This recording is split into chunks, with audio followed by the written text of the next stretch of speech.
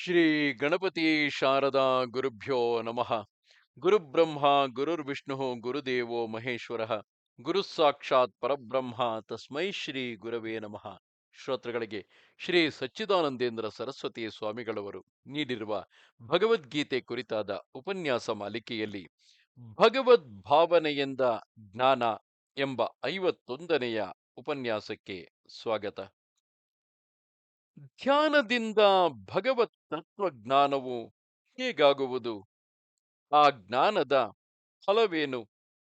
ಇದನ್ನು ತಿಳಿಸುವುದಕ್ಕೆ ಶ್ರೀಕೃಷ್ಣ ಭಗವಂತನು ಹೊರಟಿರುತ್ತಾನೆ. ಭಗವಂತನಿಗೆ ಪರ ಪ್ರಕೃತಿ, ಅಪರ ಪ್ರಕೃತಿ ಎಂಬ ಎರಡು ಪ್ರಕೃತಿಗಳಿರುತ್ತವೆ. ಪರ ಪ್ರಕೃತಿಯು ಚೇತನಕ್ಕೆ ಕಾರಣವಾದದ್ದು. ಅಪರ ಪ್ರಕೃತಿಯು ಅಚೇತನಕ್ಕೆ ಕಾರಣವಾದದ್ದು. ಚೇತನ ಚೇತನ ಅಂದರೆ ಚೇತನ ಅಚೇತನ ರೂಪವಾದದ್ದೆಲ್ಲವೂ ಪರಮಾತ್ಮನ ಕಾರ್ಯವೇ. ಪರಮಾತ್ಮನು ರತ್ನಗಳನ್ನು ಪೋಣಿಸುವ ದಾರದಂತೆ ಎಲ್ಲದರಲ್ಲಿಯೂ ವ್ಯಾಪಿಸಿಕೊಂಡಿರುತ್ತಾನೆ. ಈ ತತ್ವವನ್ನು ನೇರಾಗಿ ಚಿಂತಿಸಿ ಮನಗಾಣಲಾರದವರು ಈ ಭಾವನೆಯನ್ನಾದರೂ ಮಾಡಬೇಕು. ಜ್ಞಾನ ಪ್ರಕರಣದಲ್ಲಿ ಭಾವನೆ ಬಂದರೂ ಜ್ಞಾನವೇ ಮುಖ್ಯವಾಗಿರುತ್ತದೆ. ನಾನು ಅಪ್ಪಿನಲ್ಲಿ ರಸವನಾಗಿರುತ್ತೇನೆ, ಚಂದ್ರ ಸೂರ್ಯರಲ್ಲಿ ಬೆಳಕಾಗಿರುತ್ತೇನೆ, ಆದ್ದರಿಂದ ಹಾಗೆಂದೇ ಭಾವಿಸು ಎಂದು ಇಲ್ಲಿ ಹೇಳಿರುವ ಭಾವನೋಪದೇಶಗಳಿಗೆ ಅರ್ಥ. ಪರಮಾತ್ಮನು ಎಲ್ಲಕ್ಕೂ ರಸವು, ರುಚಿಯು. ಇದನ್ನು ತಿಳಿಸುವುದಕ್ಕೆ ಒಂದು ದೃಷ್ಟಾಂತವನ್ನು ಕೊಡಬಹುದು.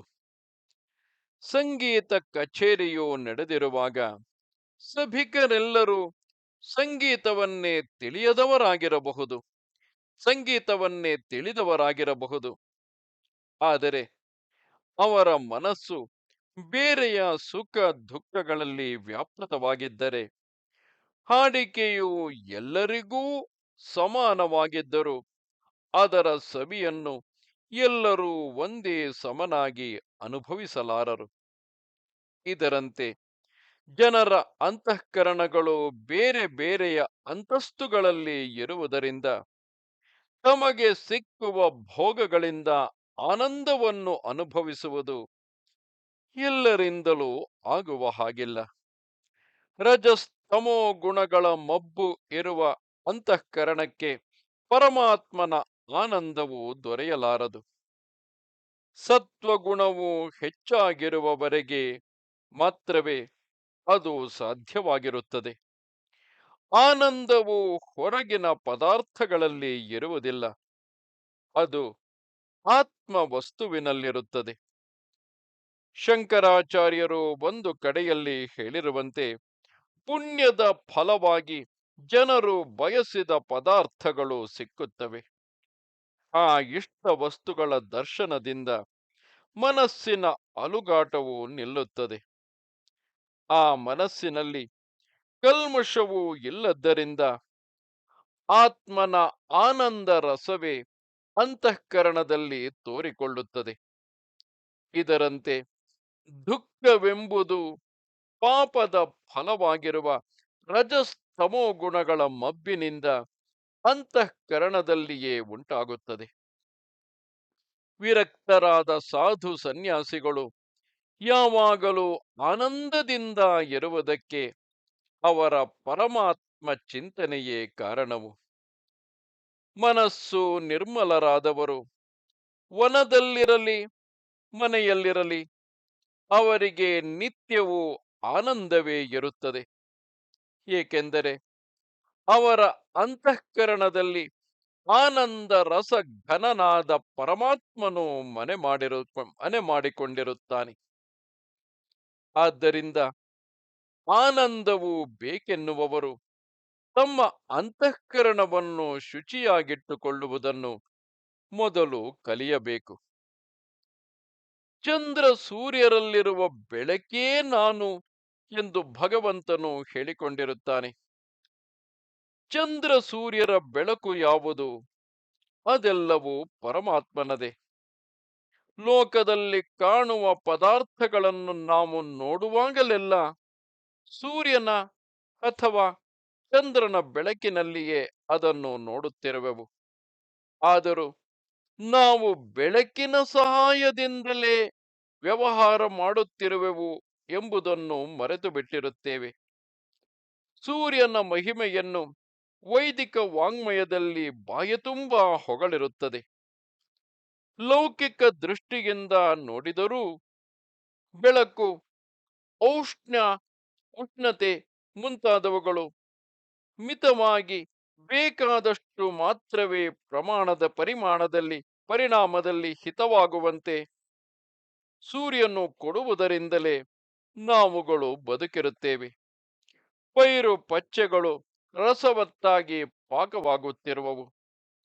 ಶಾಸ್ತ್ರ ದೃಷ್ಟಿಯಿಂದ ನೋಡಿದರಂತೂ ಅಲ್ಲಿ ಸಾಕ್ಷಾತ್ ಹಿರಣ್ಯ ಗರ್ಭನೇ ಒಳಗೆ ವಾಸವಾಗಿರುತ್ತಾನೆ. ಆದರೂ ನಮಗೆ ನಿತ್ಯವೂ ಗೋಚರವಾಗುತ್ತಿರುವುದರಿಂದ ಸೂರ್ಯ ಚಂದ್ರರೆಂದರೆ ನಮಗೆ ಅಸಡ್ಡೆಯಾಗಿ ಬಿಟ್ಟಿದೆ. ಸೂರ್ಯ ಚಂದ್ರರನ್ನು ಪರಮಾತ್ಮನ ಮೂರ್ತಿಯೆಂದು ನಾವು ತಿಳಿಯದಿರಲು ಕಾರಣವೇನು? ನಮ್ಮ ಅಂತಃಕರಣದಲ್ಲಿ ಈಗ ವಿವೇಕ ಸೂರ್ಯನು ಅಸ್ತನಾಗಿರುತ್ತಾನೆ. ಅದನ್ನು ಸರಿಪಡಿಸಿಕೊಂಡರೆ ಚಂದ್ರ ಸೂರ್ಯರ ಬೆಳಕು ಎಂಬುದು ಪರಮಾತ್ಮನ ಪ್ರಭೆಯೇ ಎಂದು ನಮಗೆ ಮನದಟ್ಟಾಗಿ ಬಿಡುತ್ತದೆ. ಈಗ ಪರಮಾತ್ಮನ ಮತ್ತೊಂದು ವಿಭೂತಿಯನ್ನು ಕುರಿತು ವಿಚಾರಿಸೋಣ. ಸರ್ವ ವೇದಗಳಲ್ಲಿ ನಾನು ಪ್ರಣವವಾಗಿರುತ್ತೇನೆ ಎಂದು ಆತನು ಹೇಳಿರುತ್ತಾನೆ. ಇದು ಬಹುದೊಡ್ಡ ವಿಷಯ. ವೇದದ ಆದಿಯಲ್ಲಿಯೂ ಅಂತ್ಯದಲ್ಲಿಯೂ ಓಂಕಾರವಿರುತ್ತದೆ. ಓಂಕಾರವೆಂಬ ಸಂಪುಟದಲ್ಲಿ ವೇದವೆಲ್ಲವೂ ಅಡಗಿರುತ್ತದೆ. ವೇದದ ಸಾರವೆಲ್ಲವೂ ಓಂಕಾರವಾಗಿರುತ್ತದೆ. ಬ್ಯಾಂಕಿನಲ್ಲಿರುವ ಹಣದಲ್ಲಿ ಎಷ್ಟು ಬೇಕಾದರೂ ಚೆಕ್ಕು ಬರೆದು ತರಿಸಿಕೊಳ್ಳಬಹುದಾಗಿರುವಂತೆ ವೇದದಲ್ಲಿ ಎಷ್ಟು ಭಾಗದ ಅರ್ಥವನ್ನಾದರೂ ನಮ್ಮ ನಮ್ಮ ಯೋಗ್ಯತೆಗೆ ಅನುಗುಣವಾಗಿ ನಾವು ಓಂಕಾರದಲ್ಲಿ ಕಾಣಬಹುದು. ವೇದಗಳನ್ನು ಕೂಡ ಸನ್ಯಾಸ ಮಾಡುವ ಯತಿಗಳು ಓಂಕಾರವನ್ನು ಜಪಿಸುತ್ತಿರುತ್ತಾರೆ. ಮಂತ್ರೋಪದೇಶವನ್ನು ಮಾಡುವವರು ಓಂಕಾರ ಪೂರ್ವಕವಾಗಿ ಬೇರೆ ಬೇರೆಯ ಮಂತ್ರಗಳನ್ನು ಉಪದೇಶಿಸುತ್ತಾರೆ. ಕಾರಣವೇನೆಂದರೆ ಆಯಾ ಮಂತ್ರದ ಸಾರವು ಓಂಕಾರದಲ್ಲಿಯೇ ಅಡಗಿರುತ್ತದೆ, ಅಥವಾ ಓಂಕಾರವೇ ಅವರಿಗೆ ಅವರ ಮಂತ್ರ ರೂಪದಲ್ಲಿ ಅನುಭವಕ್ಕೆ ಬರುತ್ತಿರುವುದು ಎಂದು ಹೇಳಬಹುದು. ಈಗ ವೇದಾಧ್ಯಯನವನ್ನು ಮಾಡುವುದೇ ಕಡಿಮೆಯಾಗಿ ಬಿಟ್ಟಿರುವುದರಿಂದ ವೇದವೆಲ್ಲವೂ ಓಂಕಾರದಲ್ಲಿದೆ ಎಂಬ ವಾಕ್ಯಕ್ಕೆ ನಮಗೆ ಸರಿಯಾಗಿ ಅರ್ಥವಾಗುವಂತಿಲ್ಲ. ಆದರೆ ವೇದವೆಂದರೆ ವಿಶ್ವವನ್ನೇ ತಿಳಿಸುವ ತಿಳಿವಳಿಕೆ. ಆದ್ದರಿಂದ ಓಂಕಾರದಲ್ಲಿ ವಿಶ್ವವೇ ಅಡಗಿರುತ್ತದೆ ಎಂದು ನಾವುಗಳು ಚಿಂತಿಸಬೇಕು. ಓಂಕಾರವು ಪರಮಹಂಸರ ಧನವು.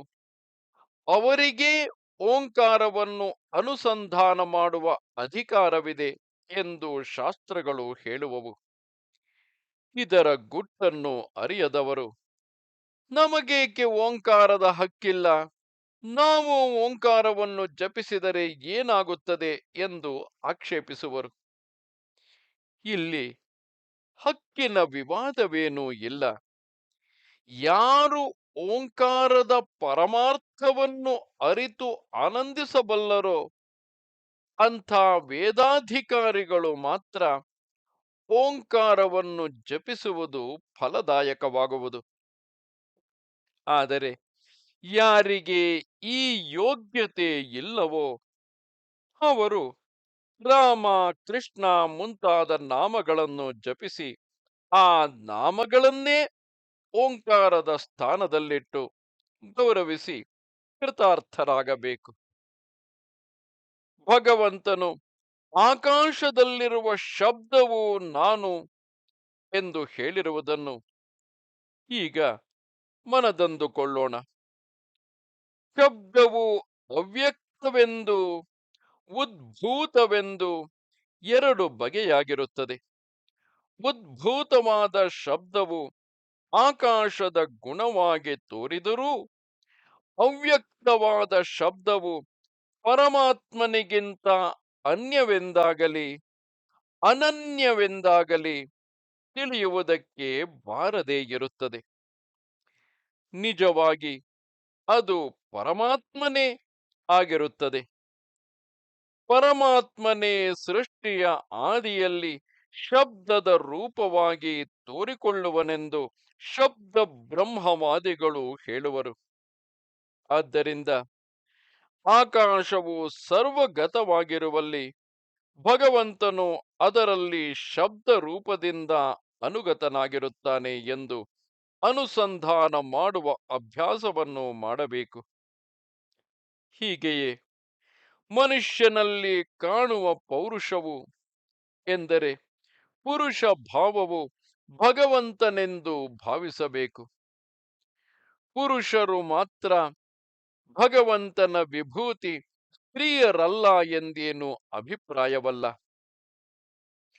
ಪುರುಷತ್ವವು ಯಾವ ಧೈರ್ಯಾದಿ ಸುಗುಣಗಳಿಗೆ ಸೂಚಕವಾಗಿರುವುದೋ ಆ ಸುಗುಣಗಳು ಪರಮಾತ್ಮನ ವಿಭೂತಿ ಎಂದು ಅಭಿಪ್ರಾಯ. ಪೃಥ್ವಿಯಲ್ಲಿರುವ ಪುಣ್ಯ ಗಂಧವು ನಾನು ಎಂಬ ವಾಕ್ಯದ ಕಡೆಗೆ ಈಗ ಕಣ್ಣು ಹೊರಳಿಸೋಣ. ಇಲ್ಲಿ ಸುಗಂಧವು ಮಾತ್ರ ಭಗವಂತನದು ಎಂದದ್ದರಿಂದ ಪೃಥ್ವಿಯಲ್ಲಿರುವ ದುರ್ಗಂಧವು ಭಗವಂತನಿಂದ ಅಲ್ಲದಿದ್ದರೆ ಮತ್ತೆಲ್ಲಿಂದ ಬರುವುದು ಎಂಬ ಶಂಕೆಯು ಹುಟ್ಟುವುದು. ಅದಕ್ಕೆ ಉತ್ತರವನ್ನು ಶಂಕರಾಚಾರ್ಯರು ಹೇಳಿರುವುದು ಹೇಗೆಂದರೆ, ಪೃಥ್ವಿಯಲ್ಲಿ ಪುಣ್ಯ ಗಂಧವು ಸ್ವಭಾವದಿಂದಲೇ ಇದ್ದುಕೊಂಡಿರುತ್ತದೆ. ಆದರೆ ಅದರಲ್ಲಿರುವ ಕೆಟ್ಟ ವಾಸನೆ ಎಂಬುದು ಅವಿದ್ಯೆ, ಅಧರ್ಮ ಮುಂತಾದವುಗಳಿಂದ ಮತ್ತೊಂದು ಬೇರೆಯ ಭೂತದ ಸಂಬಂಧದಿಂದ ಆಗಿರುತ್ತದೆ.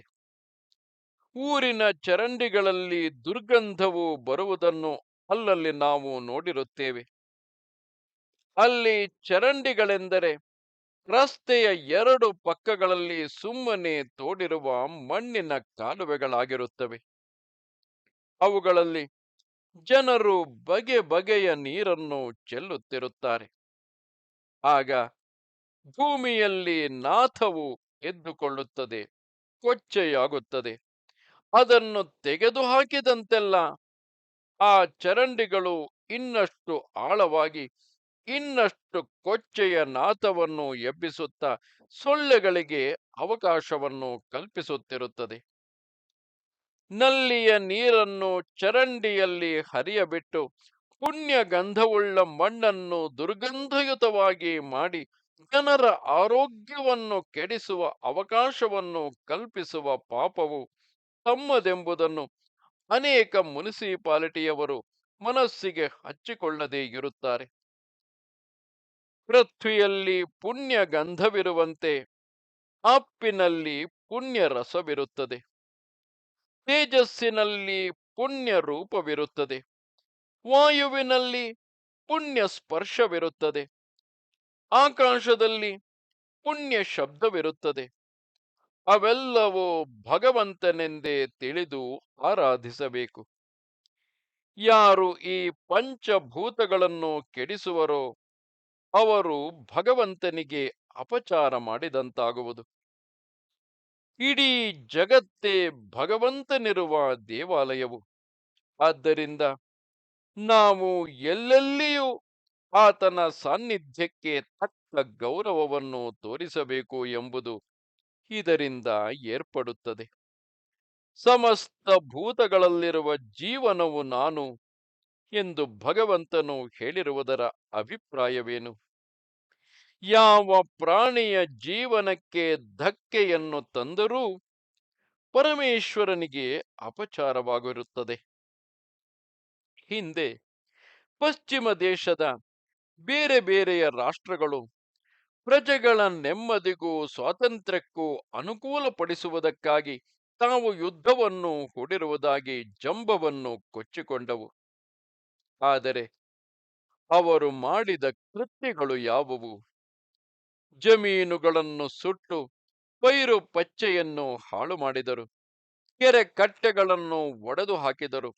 ಊರಿನಲ್ಲಿ ನಿರಾಯುಧರಾದ ನಿರಪರಾಧಿಗಳಾದ ಜನರ ಮೇಲೆ ಬಾಂಬುಗಳನ್ನು ಮಳೆಗರೆದರು. ಮನೆ ಮಠಗಳನ್ನು ಸುಂದರವಾದ ಭವನಗಳನ್ನು ಕೆಡವಿ ನೆಲಸಮ ಮಾಡಿದರು. ಜನರಿಗೆ ಆನಂದವಾಗಿರುವುದಕ್ಕೆ ದುಡ್ಡಲ್ಲ, ಬೇಕಾದದ್ದು ಶರೀರ, ಇಂದ್ರಿಯ, ಪ್ರಾಣ ಇವು ಬೇಕು. ಆದರೆ ಅವುಗಳಲ್ಲಿ ಅಸಡ್ಡೆ ತೋರಿ ಪ್ರಾಣಿಗಳನ್ನು ಹೊಡಿ, ಬಡಿ, ಕಡಿ, ಕೊಚ್ಚು, ಕೊಲ್ಲು ಎಂದು ಮನುಷ್ಯರ ಬೇಟೆಯನ್ನು ಮಾಡಿದರೆ, ನಿರಪರಾಧಿಗಳಾದ ಮೂಕ ಪ್ರಾಣಿಗಳನ್ನು ವಿನಾಕಾರಣವಾಗಿ ಹಿಂಸಿಸಿದರೆ, ಜೀವನದ ವಿಷಯದಲ್ಲಿ ನಮಗೆ ಎಂಥ ಅಭಿಪ್ರಾಯವಿದೆ ಎನ್ನಬೇಕು? ಇದಕ್ಕೆಲ್ಲ ಮೂಲವೇನು? ಮನುಷ್ಯರಿಗೆ, ಅದರಲ್ಲಿಯೂ ಪಾಶ್ಚಾತ್ಯರಿಗೆ ಇಂಥ ಕ್ರೌರ್ಯದಲ್ಲಿ ಪ್ರೀತಿ ಹೇಗಾಯಿತು ಎಂದು ಯಾರಾದರೂ ಕೇಳಬಹುದು. ಅವರಿಗೆ ಯಂತ್ರಗಳ ನಿರ್ಮಾಣ, ವಿಷಯ ಭೋಗಗಳ ರಾಶೀಕರಣ, ಜನರನ್ನು ಮೋಸ ಮಾಡಿ ಹಿಂಸಿಸಿ ಹಣಗಳಿಸುವ ಹವಣಿಕೆ ಇವುಗಳಲ್ಲಿ ಪ್ರೀತಿ ಹೆಚ್ಚಿತು. ಆ ಕಡೆಯ ಒಬ್ಬ ಕವಿಯು ಅವರ ಮನಸ್ಸಿನ ಅಂತಸ್ತಿಗೆ ತಕ್ಕ ಕವಿತೆಯನ್ನು ಬರೆದನು. ದೇವರು ಸತ್ತಿರುವನು ಎಂಬ ಸಂದೇಶವನ್ನು ಜನರಿಗೆ ಸಾರಿದನು. ದಯೆ, ಧರ್ಮ, ಸ್ವಾರ್ಥ ತ್ಯಾಗ, ಭಕ್ತಿ ಮುಂತಾದವು ಹೆಣ್ಣು ಗುಣಗಳೆಂತಲೂ, ಶೌರ್ಯ, ಧೈರ್ಯ, ರಾಷ್ಟ್ರವನ್ನು ವಿಸ್ತರಿಸುವುದು, ಯುದ್ಧವನ್ನು ಮಾಡುವುದು ಮುಂತಾದವು ಗಂಡು ಗುಣಗಳೆಂತಲೂ ಉಪದೇಶಿಸಿದನು. ಕಾಮದ ಹುಚ್ಚಿನಲ್ಲಿದ್ದ ಪಾಶ್ಚಾತ್ಯರು ಅದಕ್ಕೆ ಕಿವಿಗೊಟ್ಟರು. ಅದರ ಫಲವೇನು? ಈಗ ಪಾಶ್ಚಾತ್ಯರ ಪ್ರಭಾವಶಾಲಿಗಳಾದ ರಾಷ್ಟ್ರಗಳು ಒಂದರ ಹಿಂದೊಂದು ಉರುಳಿ ಬೀಳುತ್ತಿವೆ. ಅಲ್ಲಿಯ ಪಟ್ಟಣಗಳು ಸ್ಮಶಾನದಂತೆ ಕಾಣುವುದಕ್ಕೆ ಮೊದಲಾಗಿದೆ. ಅವರ ಅಧಿಕಾರವು ದಿನ ದಿನಕ್ಕೂ ಸಂಕುಚಿತವಾಗುತ್ತಿದೆ. ಅವರು ತಾವೇ ತುಳಿದಿಟ್ಟಿದ್ದ ಜನಾಂಗಗಳನ್ನು ಆಳಲಾರದೆ ನಿಮಗೆ ಸ್ವಾತಂತ್ರ್ಯವನ್ನು ಕೊಟ್ಟಿದ್ದೇವೆ ಎಂಬ ಹೇಡಿತನದ ಹಾಡನ್ನು ಗಾನ ಮಾಡುವುದಕ್ಕೆ ಮೊದಲು ಮಾಡಿದ್ದಾರೆ. ವಾಸ್ತವದಲ್ಲಿ ಶ್ರೀಗಳು ಈ ಉಪನ್ಯಾಸವನ್ನು ಕೊಟ್ಟಾಗ ಅದು 1946ನೇ ಇಸವಿ. ಆ ಸಮಯದಲ್ಲಿ ಆಗಷ್ಟೇ ವಿಶ್ವ ಯುದ್ಧವು ಮುಗಿದು ಭಾರತವು ಸೇರಿದಂತೆ ನೂರಾರು ದೇಶಗಳು ಸ್ವತಂತ್ರವಾಗುತ್ತಿದ್ದವು. ಆದರೆ ಇಂದಿಗೂ ಕೂಡ ಪರಿಸ್ಥಿತಿ ಬದಲಾಗಿಲ್ಲ. ಪಾಶ್ಚಾತ್ಯ ರಾಷ್ಟ್ರಗಳಲ್ಲಿ ಆಗುತ್ತಿರುವ ನೈತಿಕ ಅಧಃಪತನ, ಕುಸಿತ ಅದನ್ನೇ ಪುನಃ ತೋರಿಸುತ್ತಿದೆ. ಆದ್ದರಿಂದ ವಿವೇಕಿಗಳು ಈ ಕೊರಕಲಿಗೆ ಒಯ್ಯುವ ಸೀಳು ಹಾದಿಯನ್ನು ಬಿಡಬೇಕು. ಪರಮಾತ್ಮನ ಭಕ್ತಿ ಎಂಬ ರಾಜಬೀದಿಯಲ್ಲಿ ನಡೆಯುವ ಸತ್ಯ ಸಂಕಲ್ಪವನ್ನು ಮಾಡಬೇಕು. ಪರಮಾತ್ಮನ ಕಲ್ಯಾಣ ಗುಣಗಳನ್ನು ಸುಮ್ಮನೆ ಭಾವನೆ ಮಾಡಿದರೂ ನಾವು ಬದುಕುವೆವು. ಇನ್ನು ಆ ಭಾವನೆಯಿಂದ ಜ್ಞಾನವೇ ಉಂಟಾದರೆ ಹೇಳಬೇಕಾದದ್ದೇ ಇಲ್ಲ. ಈ ಅಧ್ಯಾಯದ ಆದಿಯಲ್ಲಿ ನನ್ನನ್ನು ಆಶ್ರಯಿಸಿ ಯೋಗವನ್ನು ಮಾಡುತ್ತಿದ್ದರೆ ಅಸಂಶಯವಾಗಿ ಸಮಗ್ರವಾಗಿ ನನ್ನನ್ನು ತಿಳಿಯುವೆ ಎಂದು ಭಗವಂತನು ಹೇಳಿರುವಂತೆ, ಪರಮಾತ್ಮ ಭಾವನೆಯಲ್ಲಿ ಇರುವವರಿಗೆ ಮುಂದೆ ತತ್ವಜ್ಞಾನವು ಹುಟ್ಟುವುದು. ಸರ್ವವು ಪರಮಾತ್ಮನೆಂಬ ಭಾವನೆಯಿಂದ ಕಂಡುಕೊಂಡರೆ ಎಲ್ಲರಿಗೂ ಕಲ್ಯಾಣ. ಜ್ಞಾನದಿಂದ ಅರಿತುಕೊಂಡರಂತೂ ನಿತ್ಯ ಕಲ್ಯಾಣವಾಗುವುದು. ಅಂಥ ಜ್ಞಾನಿಗಳೇ ಹೆಚ್ಚಲಿ. ನಮಸ್ತೆ ಶಾರದೆ ದೇವಿ, ಕಾಶ್ಮೀರ ಪುರವಾಸಿನಿ. ತ್ವಾಮಹಂ ಪ್ರಾರ್ಥೆಯೇ ನಿತ್ಯಂ, ವಿದ್ಯಾದಾನಂಚ ದೇಹಿಮೆ. ನಮಸ್ಕಾರ.